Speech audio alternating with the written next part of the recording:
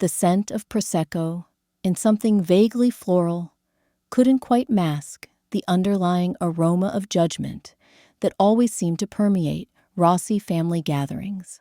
Here I was, back in Seattle after nearly 6 months away, standing in a ridiculously opulent waterfront venue, trying to celebrate my cousin Marco's wedding while simultaneously deflecting the usual barrage of well-meaning but utterly misguided concerns about my life choices.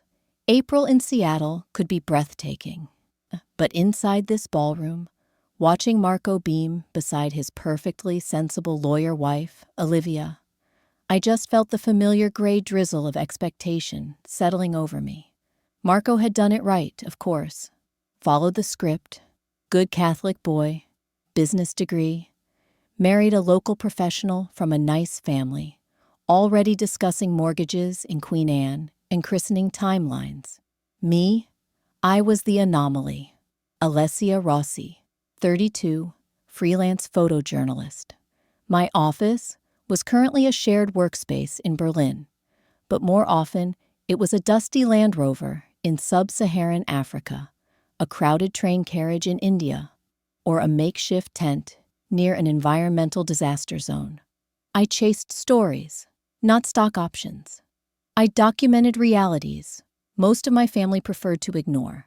And then there was Liam, my fiancé for almost 2 years now, and the biggest source of bewilderment for my parents, Antonio and Sofia Rossi, proprietors of Rossi's Mercato, the legendary Italian market near Pike Place that was both a Seattle institution and the center of their universe. My parents understood tangible success. They understood building something local, something stable, something you could pass down. They did not understand Liam O'Connell. How could I explain Liam to them? An Irish-Australian environmental engineer whose definition of building something solid involved designing resilient water purification systems for remote communities after typhoons, or figuring out sustainable infrastructure for eco-lodges in places only accessible by boat. His office was often off-grid for weeks at a time. His stability was measured in lives impacted, not quarterly earnings reports. We'd met when I was covering the aftermath of an earthquake in Peru. He was there, quietly, competently, organizing the logistics for emergency shelters, while multinational aid organizations were still figuring out photo ops. His calm capability in the midst of chaos drew me in instantly. He was supposed to be here tonight, standing beside me, finally meeting the family, enduring the scrutiny, hopefully charming them with his quiet wit and unexpected knowledge of obscure opera composers, a shared passion. But a Category 4 hurricane had just slammed into Dominica. Liam, whose consultancy specialized in exactly this kind of crisis infrastructure, was knee-deep in damage assessment, coordinating emergency power and water access. His sat phone message a few days ago was full of regret but firm. The need was critical. He'd get here as soon as the initial emergency phase allowed. Maybe late tonight, hopefully. So I faced the wedding reception alone, and the questions started immediately. Alessia, Cara, you look thin. All that traveling, Aunt Sophia murmured, patting my arm while her eyes scanned my simple silk dress, likely deeming it inadequate for the occasion. Your young man, the engineer, still couldn't make it? Tsk, tisk. Such an unreliable business he must be in. He's managing emergency relief efforts after the hurricane, Zia, I explained, keeping my voice even. It's important work. Important, yes, but is it sensible? Uncle Giuseppe boomed, joining us near the antipasto display. Look at Marco. Good local business, solid wife. That's how you build a life, Alessia.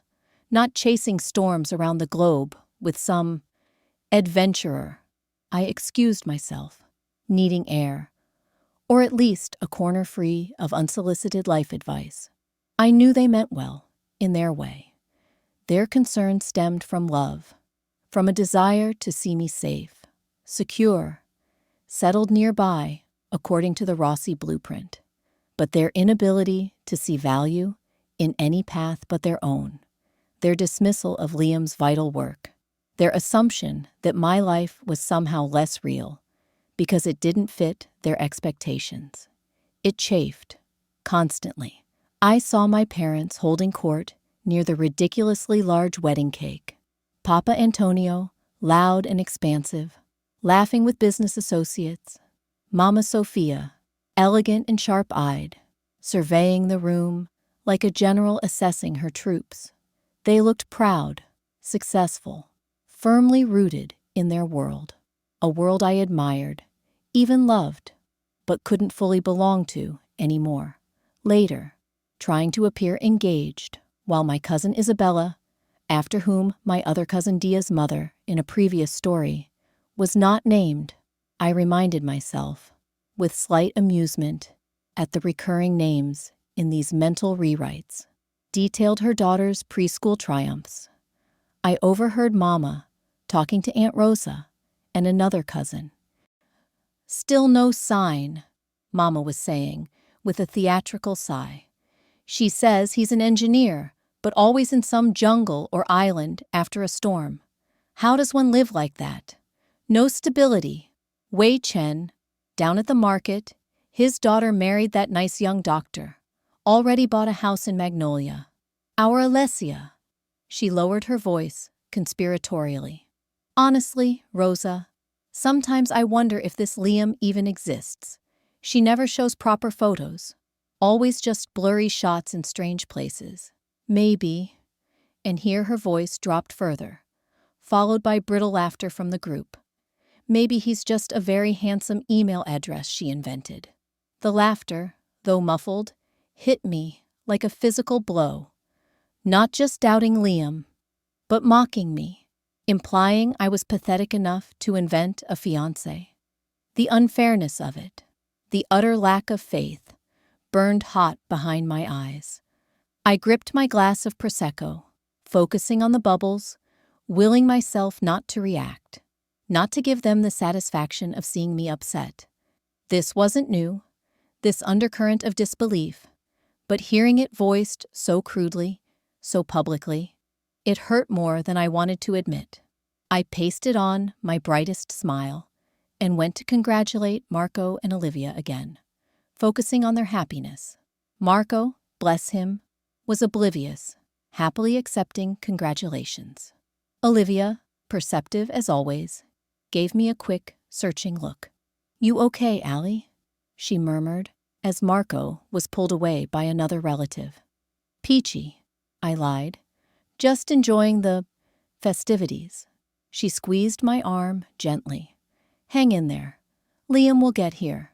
Olivia was one of the few family members who seemed genuinely curious about Liam in a positive way.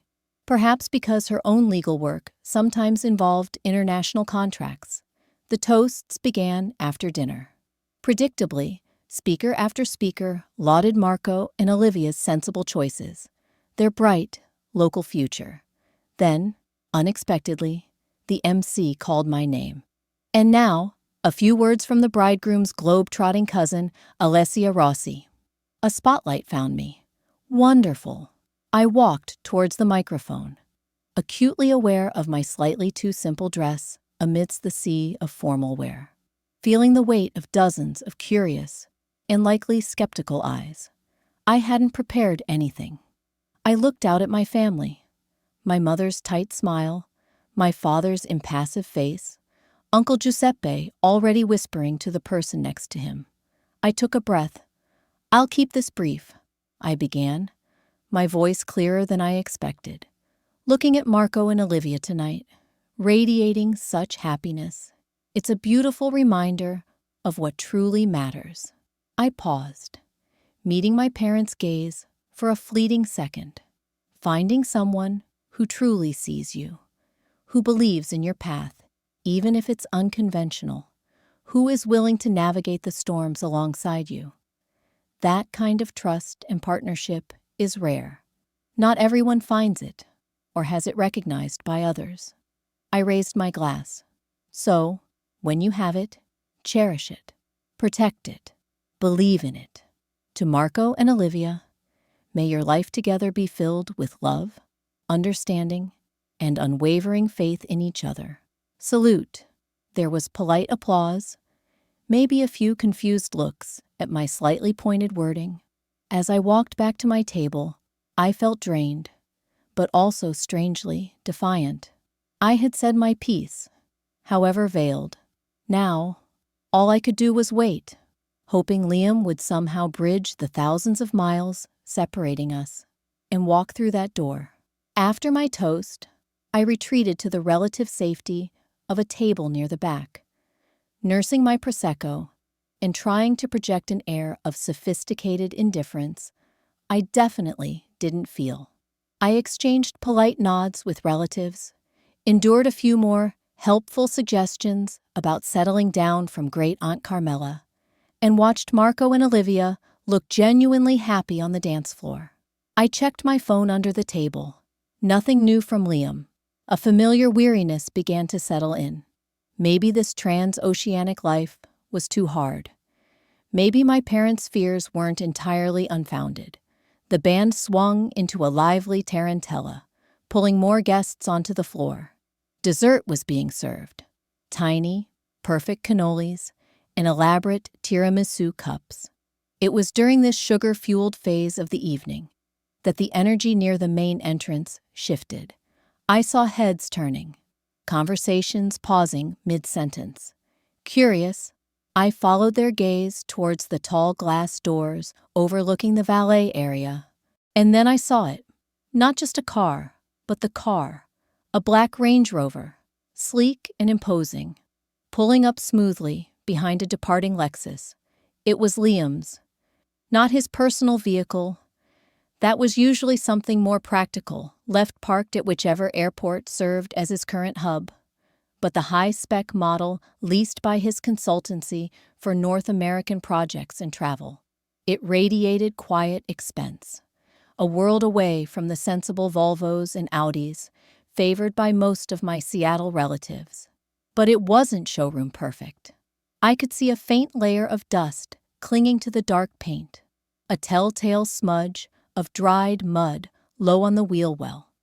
It looked exactly like it had just devoured several hundred miles of highway after leaving an airport, a subtle badge of honor from a journey completed. My breath caught. He was here. The driver's door opened, and Liam unfolded himself. God. Even tired and rumpled from what must have been days of travel, he looked good. He wore dark, durable travel pants I recognized, boots that had seen better days but were clearly built to last, and a simple charcoal merino sweater that hugged his lean frame. His sandy hair was messy from travel, or maybe just running his hands through it. He looked utterly exhausted, but carried himself with that innate, centered calm that always grounded me. I watched him exchange a few words with the slightly awestruck valet, likely apologizing for the state of the vehicle, before turning towards the entrance. He stepped inside, pausing for a fraction of a second to take in the scene. The music, the lights, the formal attire. His eyes scanned the room, quick and assessing, missing nothing. They swept past groups of laughing relatives, past the dessert table, past the dance floor, and then they found mine. Across the crowded room, our gazes locked. A slow, tired smile transformed his face, reaching his blue eyes, erasing the miles and the stress. He started walking towards me, his focus absolute, weaving through the tables with an unhurried purpose that somehow made him seem like the calm center of the swirling room. Whispers followed him, heads turned, but he didn't seem to notice or care. My heart hammered against my ribs. All the earlier hurt, the frustration, the defensiveness, seemed to melt away, replaced by a wave of pure, unadulterated relief. He was here. You made it, I breathed. as he finally reached me, closing the distance and pulling me into a hug that felt like finding solid ground after being adrift at sea. He smelled faintly of airplane air, coffee, and the outdoors. "Wouldn't have missed it," he murmured into my hair, his voice rough with fatigue. "Even if I missed the ceremony, and apparently the main course. Flights out of the islands were challenging." He pulled back slightly, his hands warm on my arms, his gaze searching mine. "Everything okay here? You look stressed." "Better now," I managed, my voice thick with emotion. Just seeing him, feeling his solid presence beside me, was like taking the first deep breath after being underwater too long. Our reunion bubble, however, was quickly burst by the approaching figures of my parents, flanked by a curious Uncle Giuseppe and Aunt Rosa. I saw the sequence of emotions play across their faces, initial confusion, then shock as they registered Liam's presence beside me, followed by wide-eyed assessment, taking in his tired but capable appearance, his simple but quality clothes, and inevitably darting glances towards the expensive black SUV still visible outside. "Alessia," my mother, Sophia, began, her voice a little high-pitched, her usual composure slightly ruffled. She smoothed down the front of her emerald silk dress. "This, you didn't say. This must be Liam." I took a steadying breath, feeling Liam's hand find mine, a silent message of support. "Mom, Papa," I said, turning to them, my voice clear and calm. "Yes, this is Liam O'Connell. Liam, my parents, Antonio and Sophia Rossi, and my Aunt Rosa and Uncle Giuseppe." Liam released my hand to extend his own, his smile polite, his gaze direct. "Mr. Rossi, Mrs. Rossi, a genuine pleasure to finally meet you both. Allie speaks very fondly of you." He nodded towards my aunt and uncle. "Ma'am, sir." My father recovered first, shaking Liam's hand firmly, his eyes doing that quick, assessing sweep he usually reserved for new suppliers or potential business rivals. "O'Connell," Papa acknowledged. "Welcome. That your vehicle out there? Quite the machine. Long drive from the airport." "It belongs to the consultancy," Liam replied, easily. "And yes, just came straight from SeaTac. Before that, Dominica, assessing hurricane damage." "Ah, Dominica!" Mama Sophia exclaimed, latching onto the location. Perhaps safer ground than discussing his job. "Beautiful island. We almost took a cruise there once." Her eyes, however, kept flickering towards the Range Rover. "Such a lovely car for travel."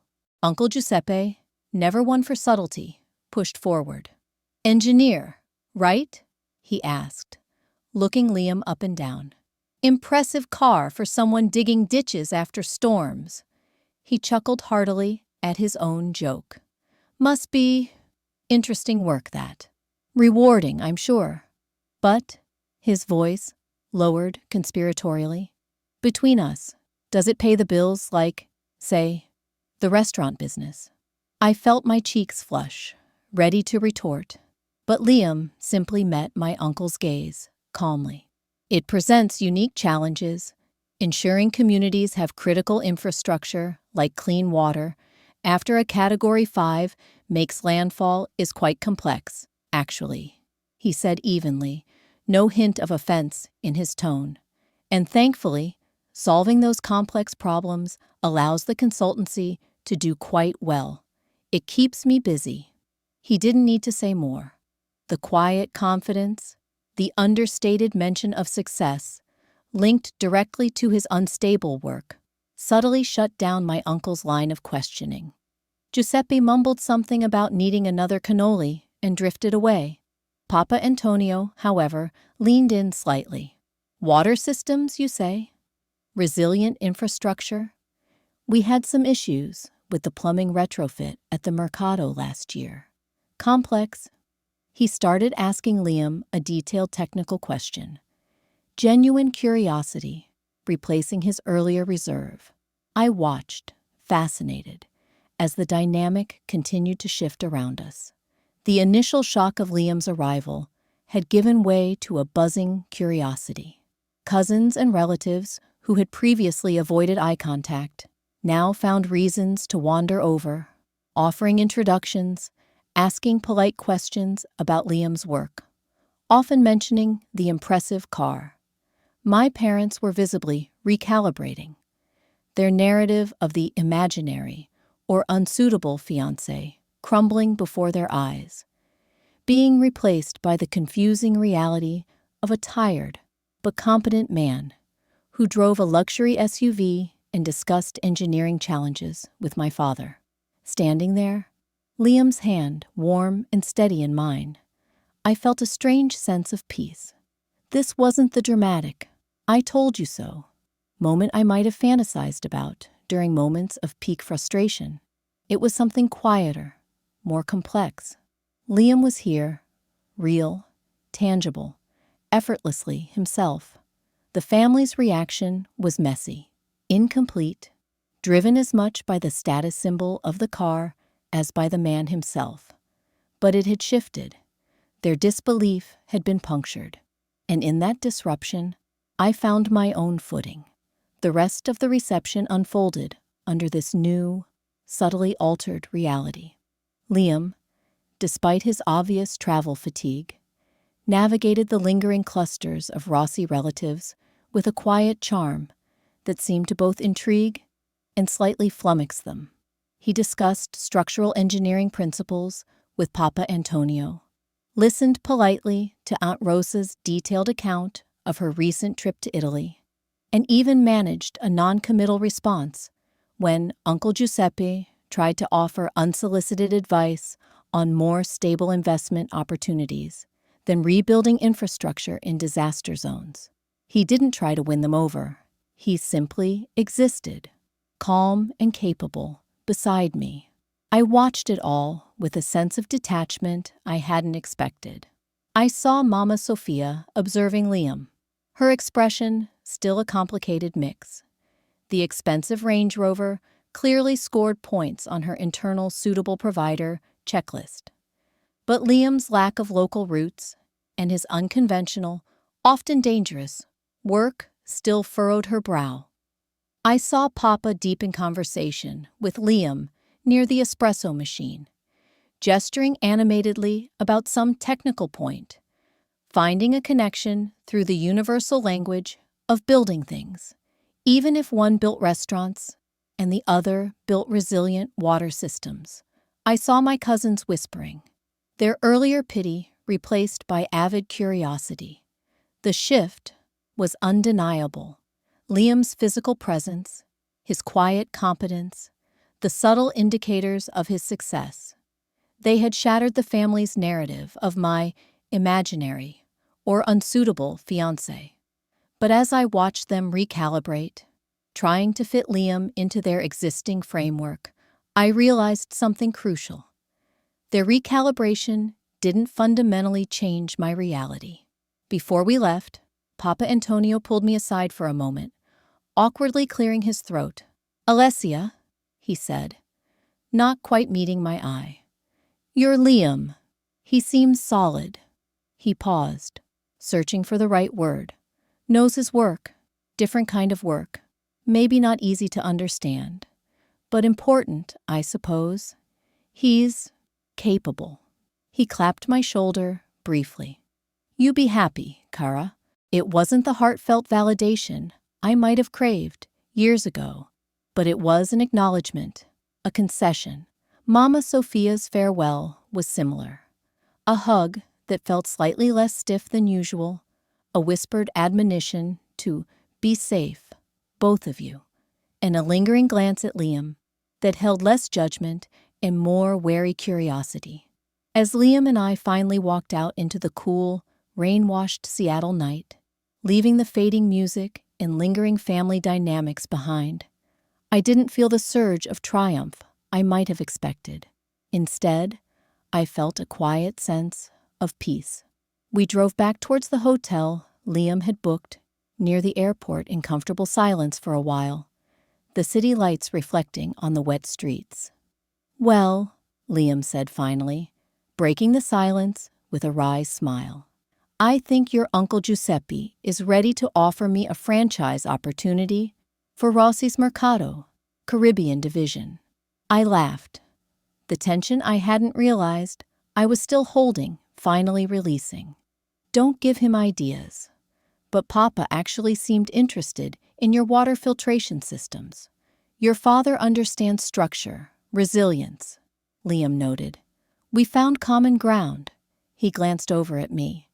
"Your mother seemed less convinced."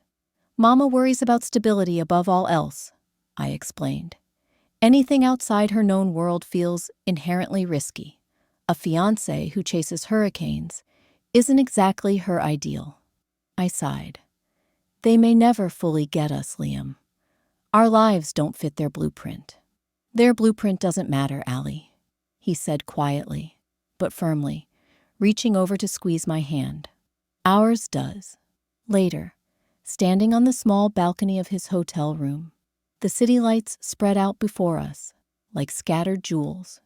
We talked more. I tried to articulate the complex swirl of emotions the evening had brought up. The lingering sting of their past doubts, the odd feeling of their current reassessment being triggered more by a car than by character, the realization that their approval wasn't the ultimate prize I had once thought it was.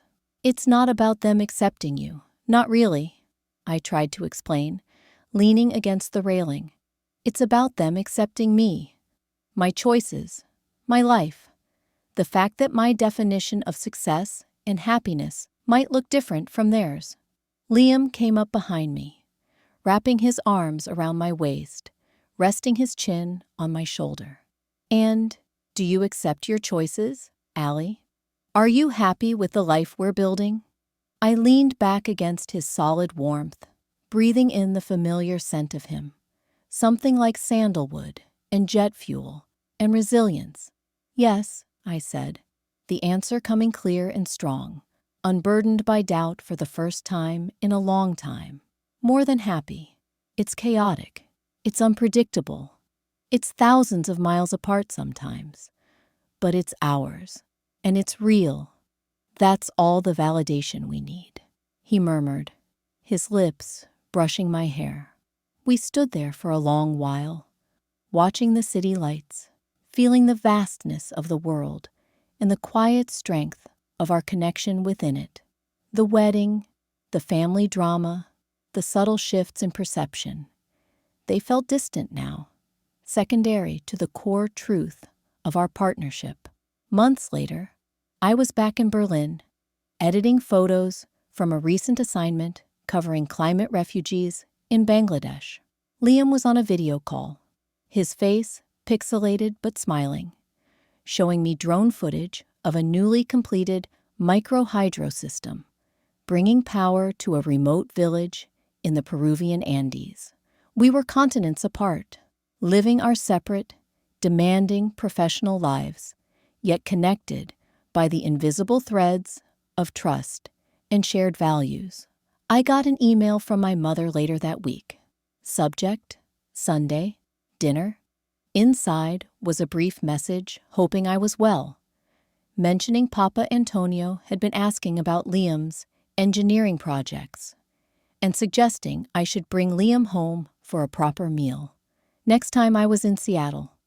No demands, no criticisms, just an invitation, a small opening.